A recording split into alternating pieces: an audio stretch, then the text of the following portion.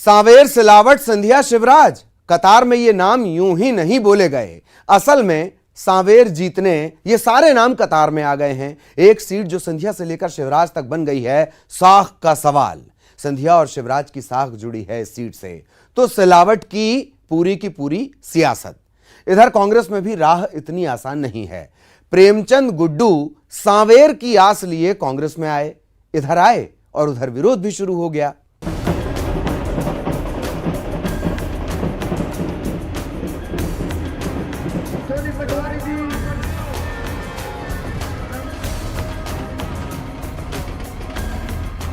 MP में 24 सीटों पर होने वाले उपचुनाव के लिए मचे घमासान में इंदौर की सांवेर विधानसभा सीट भी शामिल है।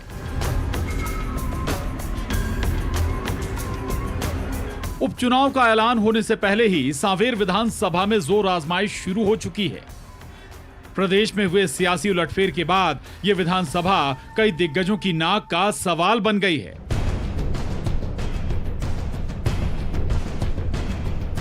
दो 2018 विधानसभा चुनाव में सांवेर से तुलसी सिलावट कांग्रेस के सिंबल पर जीतकर विधानसभा पहुंचे। कमलनाथ कैबिनेट में मंत्री भी बनाए गए, लेकिन ज्योतिरादित्य सिंधिया के लिए उनकी आस्था ऐसी कि विधायकी और मंत्री पद सब त्याग दिया। अब तुलसी सिलावट शिवराज कैबिनेट में मंत्री हैं, सो अब मंत्री बने रहने के लिए विधानसभा पहुंचना भी जरूरी है। लेकिन सिलावट की राह में रोड़े अपने और कांग्रेस दोनों ने बिछाने शुरू कर दिए हैं। बीजेपी छोड़ कांग्रेस में वापस आए और क्षेत्र में दबदबा रखने वाले कांग्रेस के पुराने नेता प्रेमचंद गुड्डू के नाम पर कांग्रेस में मंथन जारी है। गुड्डू भी सिंधिया और सिलावट को हराने का दम भर रहे हैं। यही कहूंगा कि इनको सबक सिखाने के लिए सांवेर की जनता, जो कि हमारा कार्य क्षेत्र है, पहले एमएलए रहा हूं मैं, वहां से जनता सबक सिखाएगी और निश्चित तौर से तुलसी सिलावट को यहाँ पे चुनाव हराएंगे और तुलसी सिलावट की हार यानी ज्योतिराव सिंधिया की हार मानी जाएगी। तो ये सबक देंगे हम लोग। हालांकि प्रेमचंद गुड्डू के लिए भी राह इतनी आसान नहीं। अभी तो गुड्डू को कांग्रेस में एंट्री लिए गिनती के दिन हुए हैं, लेकिन उनका विरोध भी शुरू हो गया। अरुण यादव की अगुवाई में वाल्मीकि समाज के 50 से ज्यादा नेताओं ने प्रदेश अध्यक्ष कमलनाथ से मुलाकात की। सांवेर में 18,000 वाल्मीकि समाज के लोग हैं, यानी वोटर की अच्छी खासी तादाद।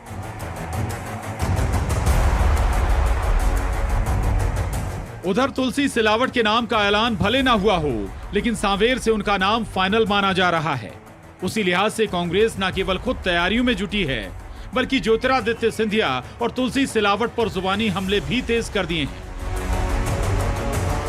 वहीं पूर्व मुख्यमंत्री और पीसीसी चीफ कमलनाथ उपचुनाव के लिए खुद रणनीति बना रहे हैं। कहा जा रहा है यहां कांग्रेस बीजेपी में तोड़फोड़ की जुगत में है। खबर यह भी है कि कांग्रेस की नजर सांवेर से बीजेपी युवा मोर्चा के एक पूर्व नेता पर है। यहां तक कि कांग्रेस ने उन्हें बड़ा ऑफर तक दे दिया है। ऐसे में सिलावट के माथे पर सिलवटें अभी से नजर आने लगी हैं। हालांकि सिलावट किसके सिपाही हैं, ये आप भी जानते हैं। मैं 2007 में भी लड़ा था, उस समय भी जीता था आपका उपचुनाव। ये चुनाव मेरा नहीं है, ये मध्य प्रदेश के विकास का, मध्य प्रदेश की प्रगति का, मध्य प्रदेश की उन्नति का, ये सांवेर के किसानों का, युवाओं का, सांवेर के विकास का, सांवेर की प्रगति का और दलितों का, किसानों का, आदिवासियों का ये चुनाव वो लोग लड़ेंगे। मैं उनके आशय, क्योंकि मेरे रगों में जो खून बह रहा है वो सांवेर के विकास के लिए, सांवेर की प्रगति के लिए, सांवेर की उन्नति के लिए समर्पित है। इधर कांग्रेस में भी गुटबाजी चरम पर है। एक धड़ा प्रेमचंद गुड्डू को सांवेर में उतारने के पक्ष में है, जबकि दूसरा खेमा गुड्डू के खिलाफ चक्रव्यूह रच रहा है। हालांकि गुड्डू की कांग्रेस में वापसी के बाद 2013 में कांग्रेस के चुनाव चिन्ह पर तराना से चुनाव हारे राजेंद्र मालवीय की टिकट की आशाएं टूट गई हैं। यानी भितरघात से यहां भी इनकार नहीं किया जा सकता। उधर घमासान बीजेपी में भी कम नहीं। सिलावट के बीजेपी में आने से कईयों की आस टूटी है। बीजेपी अनुसूचित जाति मोर्चा के प्रदेश अध्यक्ष सूरज कैनो भी पिछले चुनाव से आस लगाए बैठे थे। अब सामने आवाज भले ही बुलंद ना हो, लेकिन असंतोष अगर पनपा तो खामियाजा बीजेपी भुगतेगी। लेकिन कैलाश विजयवर्गीय को सीटें जीतने का भरोसा है, तो शंकर लालवानी की नजर से देखें, उनके लिए ये सियासत नहीं सेवा कार्य है। जीतेंगे, सब 24 जीतेंगे। किसानों में कांग्रेस के खिलाफ बहुत नाराज़गी है। कांग्रेस ने किसानों को धोखा दिया है और वादा किया था कि हम कर्ज माफ़ करेंगे, वादा किया था कि बेरोजगार नौजवानों को रोजगार देंगे, वादा किया था कि वे सब सेल्फ हेल्प ग्रुप की महिलाएं जो जिनके ऊपर कर्ज है वो सब कर्ज माफ़ करेंगे, वादा किया था कि किसान जो दूध उत्पादक है उन दूध उत्पादकों को हम सब्सिडी देंगे। एक भी वादा पूरा नहीं किया, इसलिए लोग मान के चल रहे हैं कि कांग्रेस ने धोखा दिया और इसलिए कांग्रेस से लोग नाराज हैं। देखिए, हम कभी भी चुनाव को लेकर राजनीति नहीं करते। हम हमेशा सेवा कार्य करते हैं और हमारे कार्यकर्ता इस विषम परिस्थितियों में भी सावेरी क्षेत्र के विकास के लिए और शावर क्षेत्र की परेशानी के लिए जो महामारी मिली उसके लिए लगे हुए हैं। आपने देखा होगा बीजेपी के छोटे से छोटे कार्यकर्ता को लेकर हमारे सभी विधायक, मंत्री जी, पूर्व जो विधायक रहे, जो अभी वर्तमान में जिलाध्यक्ष है, वो हमारे सभी कार्यकर्ता, मैं खुद स्वयं लगातार ग्रामीण क्षेत्र में लगे हुए हैं। तो हमको चुनाव की दृष्टि से हम राजनीति नहीं करते, हम राजनीति करते सेवा के रूप में। सांवेर विधानसभा कैसे सियासतदानों की नाक का सवाल बन गई, ये समझिए। पहली तो सिलावट के लिए खुद उन्हें अपनी राजनीतिक साख जो बचानी है, दूसरा ज्योतिरादित्य सिंधिया के लिए जिनके एक इशारे पर सिलावट ने पद और कुर्सी दोनों छोड़ दी, और तीसरा खुद सीएम शिवराज के लिए। आखिर सरकार में कैबिनेट मंत्री का हारना भी तो किसी फजीहत से कम नहीं होगा। हालांकि कोरोना काल में दोनों पक्ष अपनी जमीन मजबूत करने में ताकत झोंक रहे हैं। इंदौर से अरुण त्रिवेदी के साथ bureau report, news 18, Madhya Pradesh, Chhattisgarh. इधर गुना की बमौरी सीट पर महेंद्र सिंह सिसोदिया की बीजेपी से उम्मीदवारी तय है। चुनाव बेशक सिसोदिया लड़ेंगे, लेकिन इम्तिहान सिंधिया का भी होगा। गुना लोकसभा सिंधिया का ताजा जख्म है। लोकसभा चुनाव की टीस भी बाकी है। पिछले विधानसभा चुनाव में भी सिंधिया ने गुना में जान झोंकी थी। अब बयान बदल जाएंगे, पर जमीन पर महाराज उसी अंदाज में आएंगे।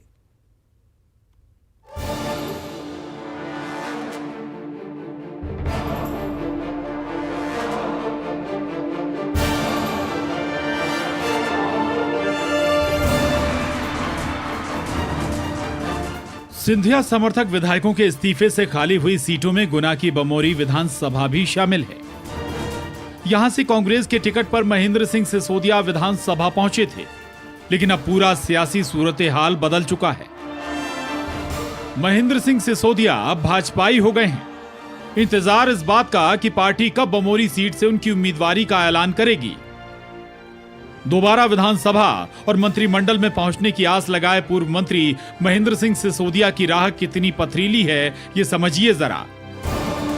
यहां बीजेपी के अंदर ही बमौरी विधानसभा से कई दावेदार हैं, जिसमें महेंद्र सिंह किरार, राजेंद्र सलूजा, ओएन शर्मा जैसे पुराने बीजेपी नेता दावेदारी कर रहे हैं। यानी बमौरी विधानसभा में एक अनार 100 बीमार वाले हालात बीजेपी के हैं। देखिए, हर राजनीतिक पार्टी अपनी अपनी तैयारी कर रही है, तो भारतीय जनता पार्टी भी तैयारी तो करेगी। राजनीतिक पार्टी है और हमें चुनाव लड़ना है और जीत करके आना है, जीत कर आएंगे ही, इसलिए पूरी तैयारी है। वो तैयारी, चुनाव की तैयारी तो चुनाव की तैयारी होती है भाई। कितनी सीटों पर जीतने का दावा था?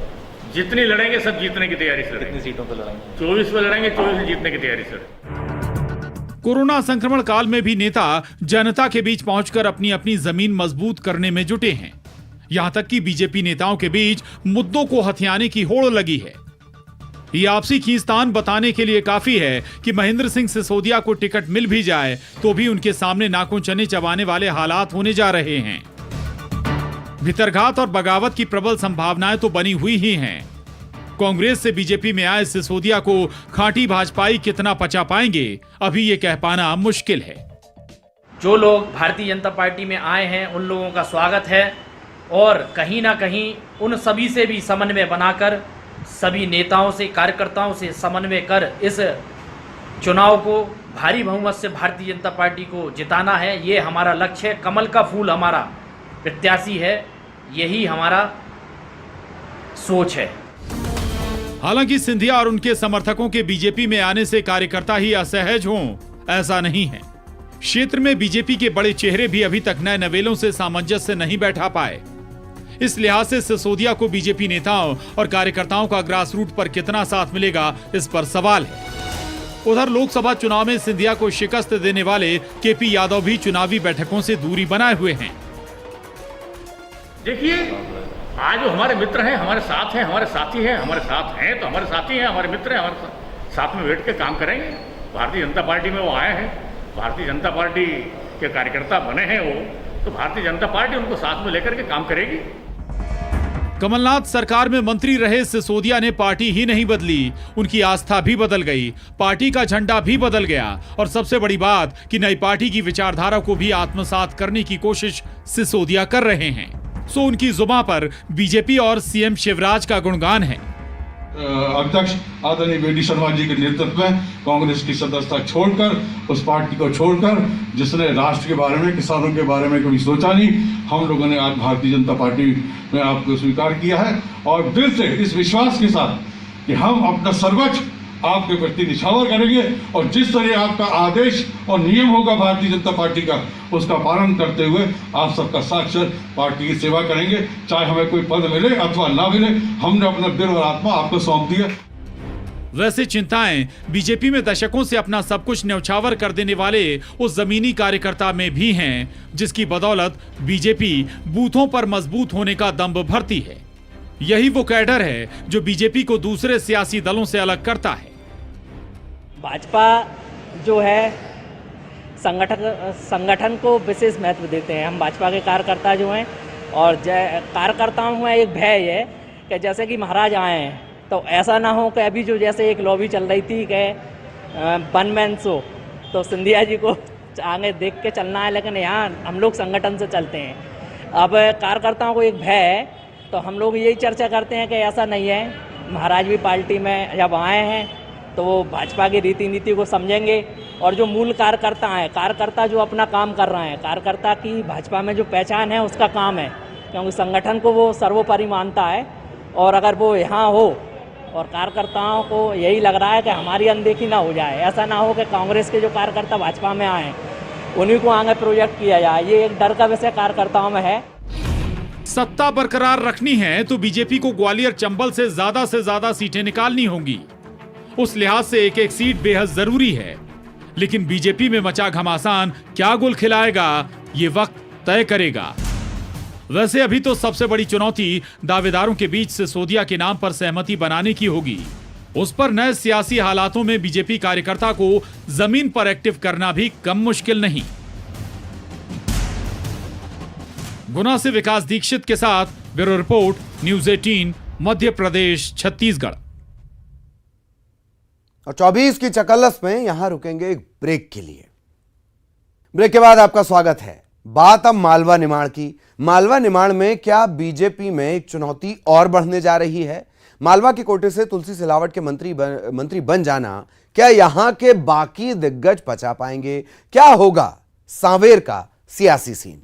कांग्रेस से भाजपा में शामिल हुए मंत्री तुलसी सिलावट के लिए उपचुनाव में जीतना एक तरह से प्रतिष्ठा का सवाल भी बन गया है। आखिर उपचुनाव में किस तरह से उनकी तैयारियां हैं, किस तरह से चुनौतियां हैं उनके सामने? इस वक्त हमारे साथ पीएचई मंत्री तुलसी सिलावट है। 19 जनवरी सर उपचुनाव होने वाला है और उपचुनाव को लेकर आपकी क्या तैयारियां हैं और किस तरह की चुनौतियां आपके सामने होंगी? उपचुनाव में 2007 में भी लड़ा था, उस समय भी जीता था। आपका उपचुनाव, ये चुनाव मेरा नहीं है, ये मध्य प्रदेश के विकास का, मध्य प्रदेश की प्रगति का, मध्य प्रदेश की उन्नति का, ये सांवेर के किसानों का, युवाओं का, सांवेर के विकास का, सांवेर की प्रगति का और दलितों का, किसानों का, आदिवासियों का ये चुनाव वो लोग लड़ेंगे। मैं उनके आशय, क्योंकि मेरे रगों में जो खून बह रहा है वो सांवेर के विकास के लिए, सांवेर की प्रगति के लिए, सांवेर की उन्नति के लिए समर्पित है। अब तक जब आप चुनाव लड़े तो आपकी एक अलग छवि थी, लेकिन अब दल बदल वाली छवि भी आपके साथ जुड़ गई है, तो जनता के बीच कैसे आप पहुंचेंगे इस छवि के साथ और कैसे इस छवि से खुद को निकालेंगे? आप जानते हैं तुलसी सिलावट ने दल बदल नहीं किया, विश्वास और आस्थाओं का एक विकास और प्रगति का संघर्ष था। आपको याद है देश के पूर्व केंद्रीय मंत्री ज्योतिराज सिंधिया जी ने जो एक कांग्रेस में वचन पत्र तैयार किया था, किसानों का कर्ज माफ, युवाओं को काम, मातृशक्ति की रक्षा, दलितों का विकास, दलितों की प्रगति, आदिवासियों की उन्नति, जब उन्होंने इस सारी अतिथि शिक्षकों की बात की थी, जब उन्होंने कहा ये कांग्रेस की सरकार इन संकल्प, इस वचन पत्र को पूरा नहीं करेगी तो हम सड़क पे उतरेंगे। मध्य प्रदेश के पूर्व मुख्यमंत्री जी ने इस संदर्भ में जो वक्तव्य दिया था कि वो सड़क पे उतर जाएं, सड़क पर उतरे, तो ज्योतिरादित्य सिंधिया जी ने अपने विधायकों के साथ, क्योंकि ये लड़ाई किसानों की थी, ये दलितों की थी, आदिवासी की थी, युवाओं की थी, महिलाओं की थी, तो उन्होंने वो शक्ति थी उनमें कि उस सरकार को ही सड़क पे लाके कर दिया।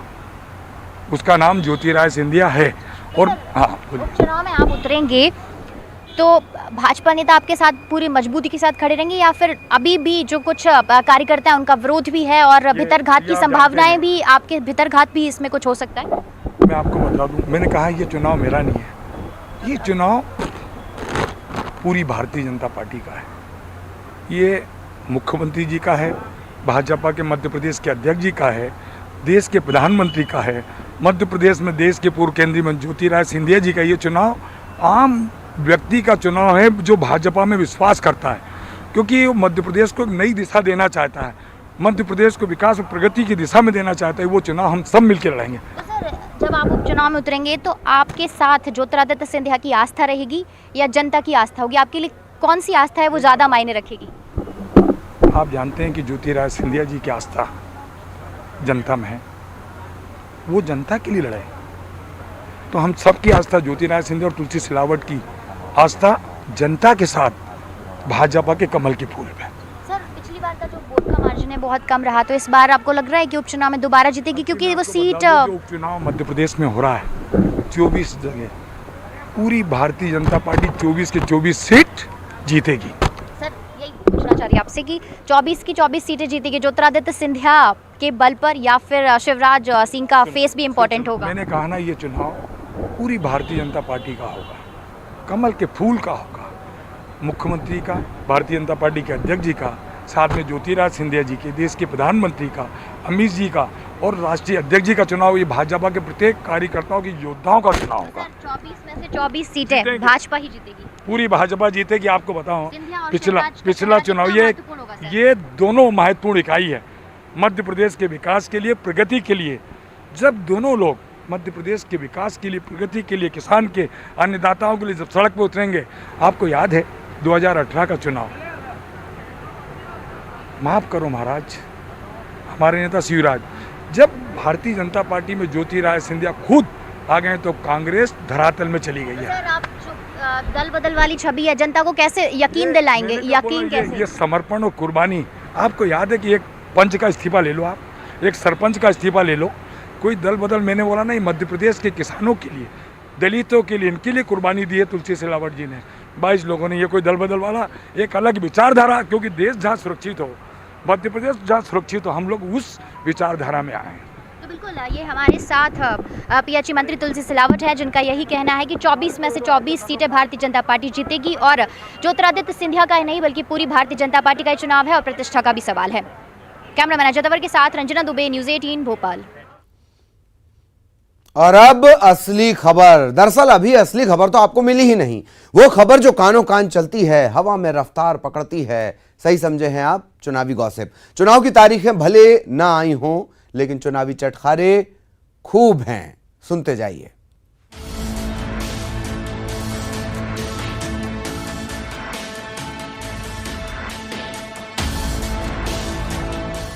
क्या बीजेपी के लिए साख का सवाल बन जाएगी सांवेर सीट? बीजेपी से तुलसी सिलावट की उम्मीदवारी 100% तय है। सिंधिया के बेहद करीबी सिलावट की जीत की फिक्र इतनी कि ज्योतिरादित्य सिंधिया ने पहले लॉकडाउन के दौरान ही सांवेर में माहौल बनाने की जिम्मेदारी देनी शुरू कर दी थी। सिंधिया की फिक्र अब बीजेपी की भी चिंता है, लिहाजा सुना तो ये भी जा रहा है कि बीजेपी में प्रदेश अध्यक्ष वीडी शर्मा से लेकर संगठन महामंत्री सुहास भगत तक सब सांवेर के लिए एड़ी चोटी का जोर लगा रहे हैं। इंदौर से कैलाश विजयवर्गीय के खास सिपह सालार रमेश मेंदोला की सांवेर में तैनाती यूं ही तो नहीं की गई। देखिए, भारतीय जनता पार्टी में जिम्मेदारियां देना, सभी कार्यकर्ताओं को जिम्मेदारियां देते हैं और यहाँ भारतीय जनता पार्टी कार्यकर्ता चुनाव लड़ता है। यहाँ व्यक्ति चुनाव नहीं लड़ता है, हम सब मिलकर, सब कार्यकर्ता मिलकर चुनाव लड़ेंगे और वो चुनाव हम भारी बहुमत से जीतेंगे, ये हमें विश्वास। सांवेर पे निगाहें जमाए बीजेपी छोड़कर कांग्रेस में आए प्रेमचंद गुड्डू बीजेपी की मुश्किलें बढ़ा सकते हैं। हालांकि खुद गुड्डू के लिए कांग्रेस में राहें इतनी आसान नहीं। सांवेर से उम्मीदवारी की आस लिए आए गुड्डू ने इधर कांग्रेस की सदस्यता ली और उधर उनका विरोध शुरू हो गया। वाल्मीकि समाज ने बाकायदा कांग्रेस प्रदेश अध्यक्ष कमलनाथ से मिलकर मुकेश झंझोट को उम्मीदवार बनाने की मांग कर डाली। अनुसूचित जाति समुदाय से आने वाले झंझोट के पास तकरीबन 18,000 के लगभग वाल्मीकि समाज का वोट है, ऐसा कहा जा रहा है, जो गुड्डू के लिए बड़ी चुनौती बन सकता है। जो व्यक्ति 1.5 साल पहले पार्टी छोड़ के हमारी गए, फिर बीजेपी से कांग्रेस में फिर शामिल हुए और फिर टिकट की दावेदारी, 5 साल काम करा, उसके बाद टिकट दो, कोई दिक्कत थोड़ी। सांवेर की सत्ता किसके हाथ आएगी, ये तो भविष्य का सवाल है। फिलहाल इंदौर जिले की सीट पर जो चर्चा सबसे ज्यादा है वो ये कि क्या बीजेपी और कांग्रेस दोनों जगह है यहाँ भरोसे का संकट। कार्यकर्ता जो कह रहा है वो करेगा भी, इसमें गुंजाइश है। सेंधमारी के सीन बनेंगे क्या सांवेर में, बस देखते जाइए। Bureau report, news 18 Madhya Pradesh Chhattisgarh. तो ये था आज का सियासी पन्ना, नेताओं का बिगड़ना और बनना, सांवेर की सत्ता मालवा का इम्तिहान, तपता हुआ महल, टूटते हुए अरमान। कुछ भी हो, आप सतर्क रहिए, सुरक्षित रहिए और रहिए मस्त। बिल्कुल भी मिस मत करना 24 की चकल्लस। नमस्कार।